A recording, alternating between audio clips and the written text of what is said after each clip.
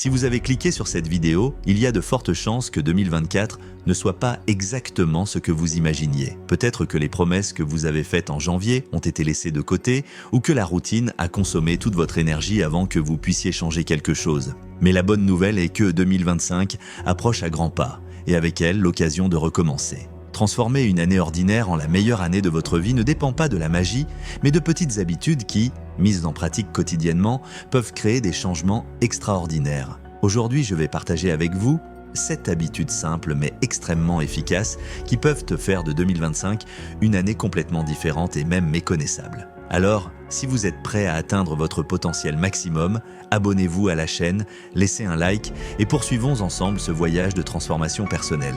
Habitude 1, planifiez clairement. Avez-vous déjà entendu la célèbre citation de Sénèque ? Si vous ne savez pas vers quel port vous naviguez, aucun vent n'est favorable. Cette citation capture l'essence de la planification. Sans objectif clair, vos actions deviennent aléatoires, ce qui vous fait perdre de l'énergie et du temps, tandis que vous avez l'impression d'évoluer sur place. Planifier, c'est comme dessiner une carte détaillée du voyage que vous souhaitez entreprendre en vous assurant que vos efforts sont dirigés vers ce qui compte vraiment. La planification ne doit pas nécessairement être compliquée ni nécessiter des outils avancés. Souvent, le plus simple est le plus efficace. Prenez 10 minutes chaque matin ou la veille au soir pour réfléchir à vos priorités. Demandez-vous, quelles sont les tâches essentielles que je dois accomplir aujourd'hui ? Que peut-on reporter ou déléguer ? Comment est-ce que je veux me sentir à la fin de la journée ? Écrire vos intentions organise non seulement votre esprit, mais crée également un engagement envers vous-même.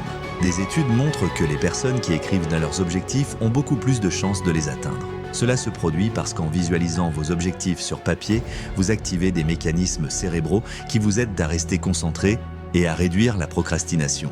La planification va au-delà des tâches quotidiennes. C'est une pratique qui peut transformer toute votre vie. Lorsque vous prenez le temps de planifier votre semaine, vos mois ou même votre année entière, vous commencez à remarquer des tendances et pouvez ajuster vos stratégies pour rester sur la bonne voie. Imaginez chaque jour comme une pièce d'un puzzle. Seules, ces pièces semblent disjointes, mais une fois organisées, elles révèlent une image complète et significative. De plus, la planification vous aide à mieux faire face aux événements imprévus.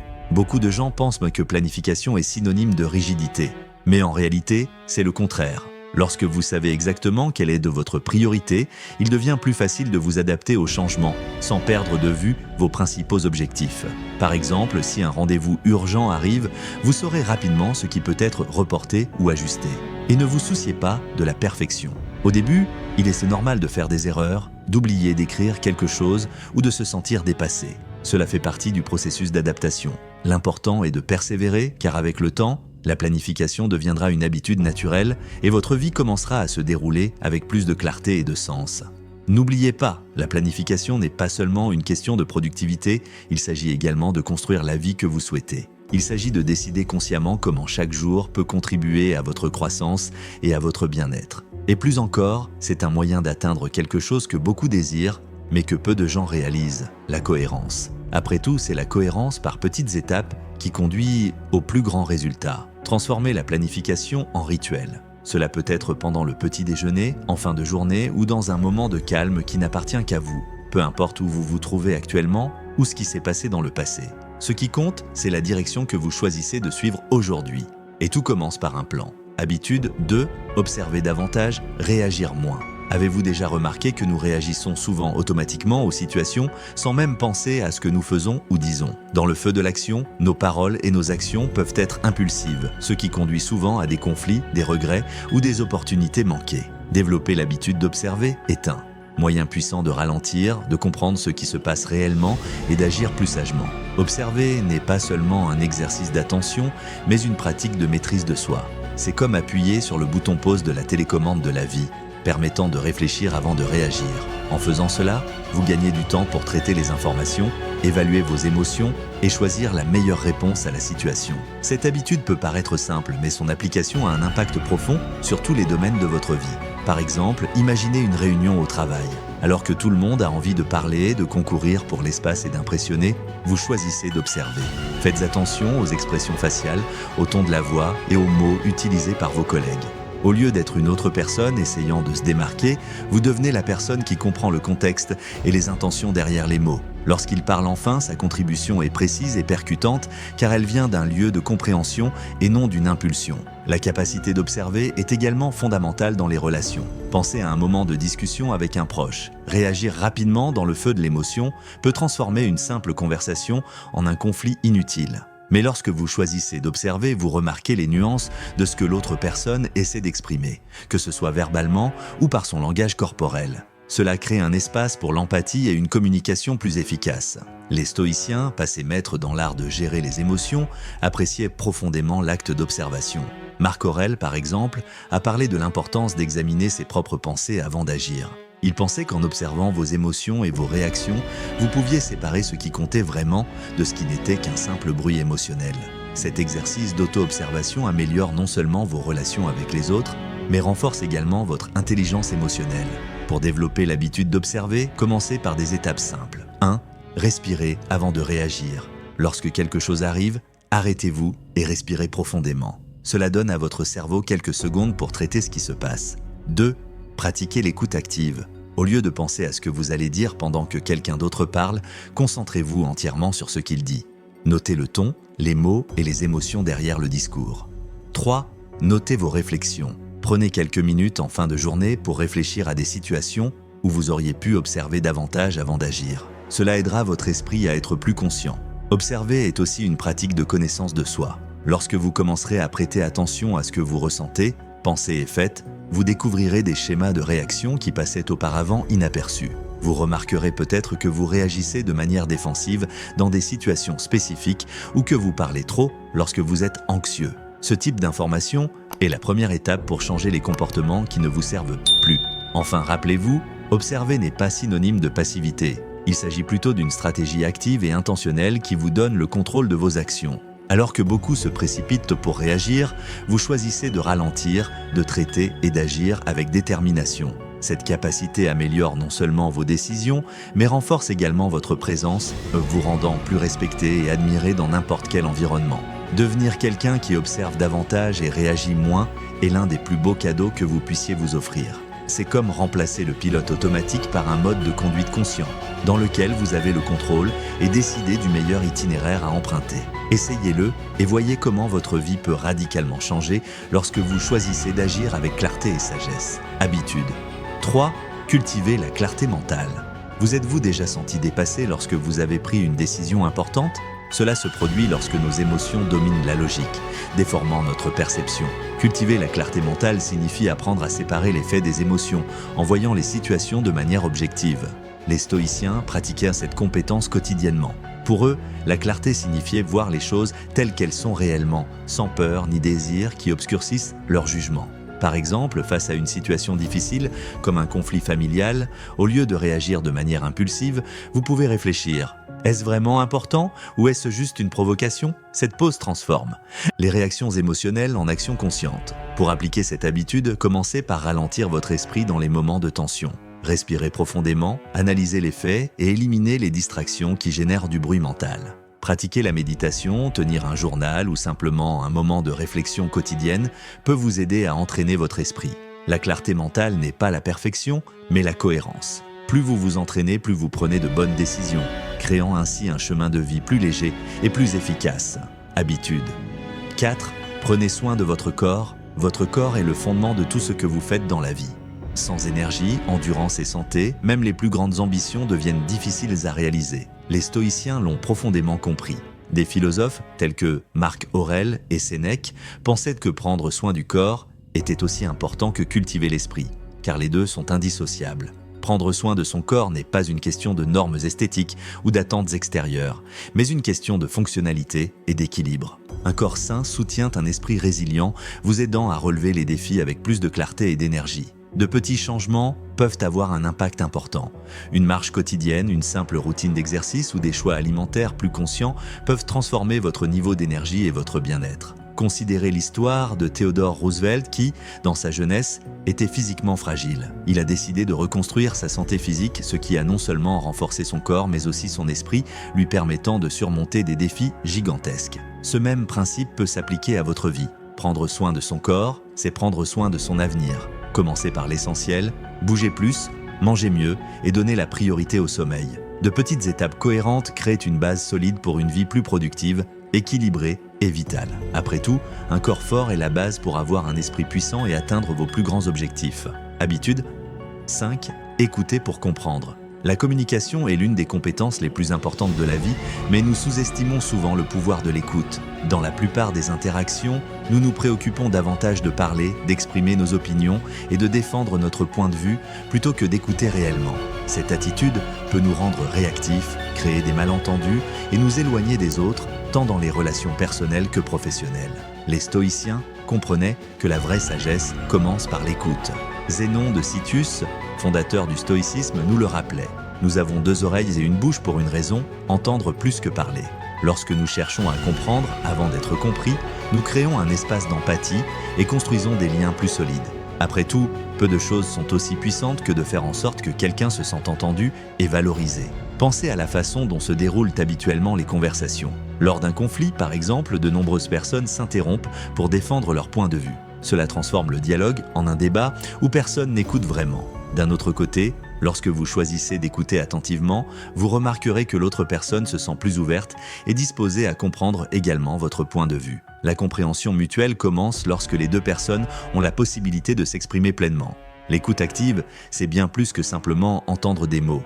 Il s'agit d'observer les émotions, le ton de la voix et l'intention derrière ce qui est dit. Lorsque vous pratiquez cette forme d'écoute, vous faites preuve de respect et d'un véritable intérêt, créant ainsi un environnement où la communication circule naturellement et efficacement. Ceci est particulièrement important dans les situations de conflit où les malentendus peuvent être résolus plus facilement lorsque les 2 parties se sentent comprises. Voici quelques pratiques pour cultiver l'habitude de chercher à comprendre avant d'être compris. 1. Soyez présent. Accordez toute votre attention à la conversation. Éteignez votre téléphone portable, évitez les distractions et concentrez-vous entièrement sur la personne qui parle. 2. Posez des questions. Faites preuve d'une véritable curiosité. Demandez des choses comme « Qu'est-ce que tu voulais dire par là ?» ou « Pourquoi ressentez-vous cela ?» Cela démontre de l'intérêt et aide à clarifier des points importants. 3. Évitez les interruptions. Laissez l'autre personne terminer son raisonnement avant de répondre. Cela montre de la patience et du respect. 4. Réfléchissez avant de parler, avant de répondre, assurez-vous de bien comprendre ce qui a été dit. Vous pouvez même répéter quelque chose comme « Si j'ai bien compris, vous vouliez dire ça » pour confirmer. Cette habitude améliore non seulement vos compétences en communication, mais transforme également vos relations. Lorsque les gens réalisent que vous tenez vraiment à les écouter, ils commencent à vous faire davantage confiance. Cela peut renforcer les liens familiaux, améliorer la dynamique au travail et même résoudre des conflits qui semblaient impossibles à surmonter. N'oubliez pas que chercher à comprendre ne signifie pas abandonner vos propres opinions ou sentiments. Au contraire, en écoutant attentivement, vous serez dans une position bien plus forte pour vous faire entendre. Lorsque l'autre personne se sent comprise, elle devient plus réceptive à ce que vous avez à dire. Ce cycle de compréhension mutuelle constitue le fondement de la résolution des problèmes, de la recherche de solutions et de l'établissement de liens durables. Pratiquer cette habitude demande de la patience et de la cohérence, mais les résultats en valent la peine. Au fil du temps, vous vous rendrez compte qu'écouter davantage et parler moins n'est pas un signe de faiblesse, mais de sagesse et de maîtrise de soi. Cette compétence simple peut transformer complètement la façon dont vous communiquez et interagissez avec le monde qui vous entoure. Après tout, la véritable communication commence par l'écoute, et c'est là que nous trouvons la clé de connexion plus profonde et plus significative.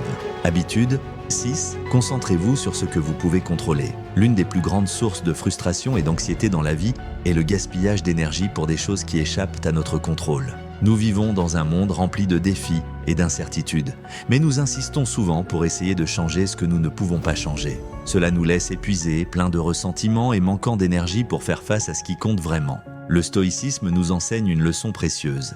La clé de la paix intérieure consiste à se concentrer uniquement sur ce que nous pouvons contrôler. Ce concept est simple mais puissant. Pensez à ce qui consomme votre attention au quotidien. S'agit-il de situations telles que le comportement d'autrui, les décisions politiques, les conditions météorologiques ou encore la circulation? Même si vous n'avez aucune influence sur ces facteurs, ils occupent de souvent une grande partie de notre temps et de nos pensées. D'un autre côté, que pouvez-vous réellement contrôler? Vos actions, réactions et attitudes face aux situations. Épictète, l'un des plus grands philosophes stoïciens, a déclaré « Le bonheur et la liberté commencent par la compréhension claire d'une règle simple. Certaines choses sont sous notre contrôle et d'autres non. » Lorsque vous adoptez cette idée, vous commencez à réaliser à quel point ce qui vous inquiète est en réalité inutile ou hors de propos. Ce changement de perspective réduit non seulement le stress, mais libère également de l'espace pour se concentrer sur ce qui peut réellement faire la différence. Pensez à un exemple pratique. Imaginez que vous êtes coincé dans les embouteillages alors que vous vous rendez à une réunion importante. Se mettre en colère ou se plaindre de la situation ne fera pas disparaître les voitures. Cependant, vous pouvez profiter de ce moment pour revoir mentalement ce que vous envisagez de dire lors de la réunion, écouter un podcast ou simplement prendre une profonde inspiration et accepter la situation. En redirigeant votre attention vers quelque chose de productif, vous préservez votre énergie émotionnelle et mentale. Un autre exemple courant est la tendance à chercher des combats qui ne sont pas les nôtres. Imaginez qu'un ami soit en conflit avec quelqu'un et, poussé par la loyauté, vous prenez parti, développant du ressentiment envers une personne qui n'a jamais rien fait directement contre vous.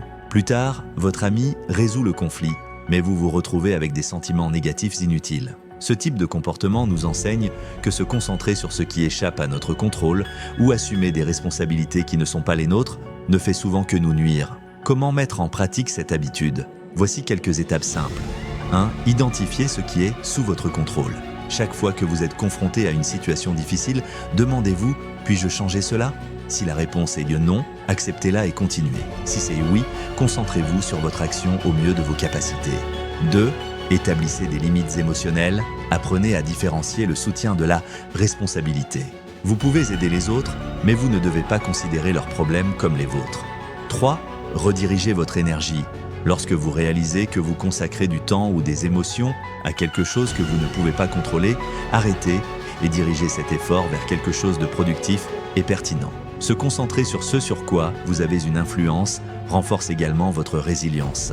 Lorsque vous apprenez à prioriser vos actions et vos réactions, l'adversité cesse de paraître si accablante. Vous commencez à réaliser que même dans les situations les plus difficiles, il y a toujours quelque chose que vous pouvez faire, même si cela change votre attitude ou votre point de vue. De plus, cette habitude favorise un sentiment de paix intérieure. En abandonnant ce qui est hors de votre portée, vous éliminez une énorme source de stress et d'inquiétude. Cela ne signifie pas ignorer les problèmes ou vivre dans l'indifférence, mais plutôt adopter une approche plus pratique et plus saine. Il s'agit d'accepter ce que vous ne pouvez pas changer et d'agir avec sagesse sur ce qui est en votre pouvoir. En fin de compte, se concentrer sur ce que vous pouvez contrôler n'est pas seulement un outil d'efficacité, mais un pilier pour vivre avec plus d'équilibre et de sens. Lorsque vous dirigez votre énergie vers les domaines où vous pouvez réellement faire la différence, vos efforts deviennent plus efficaces et votre vie devient plus légère et plus claire. Essayez d'appliquer cette pratique en 2025 et vous remarquerez à quel point votre productivité, votre bien-être et votre tranquillité d'esprit feront un bond significatif. Habitude 7. Pratiquez la gratitude. La gratitude et les plaintes sont les deux faces d'une même médaille, mais elles ont des impacts opposés sur la façon dont nous vivons et percevons le monde. Lorsque nous nous concentrons sur ce qui ne va pas ou sur ce qui manque, nous tombons dans un cycle de négativité qui affecte directement notre motivation, notre bien-être et même notre santé mentale. D'un autre côté, lorsque nous choisissons d'être reconnaissants, nous changeons notre attention vers le positif, générant plus de légèreté, de joie et un sens de la vie. Pratiquer la gratitude est un choix conscient qui peut transformer votre vision du monde.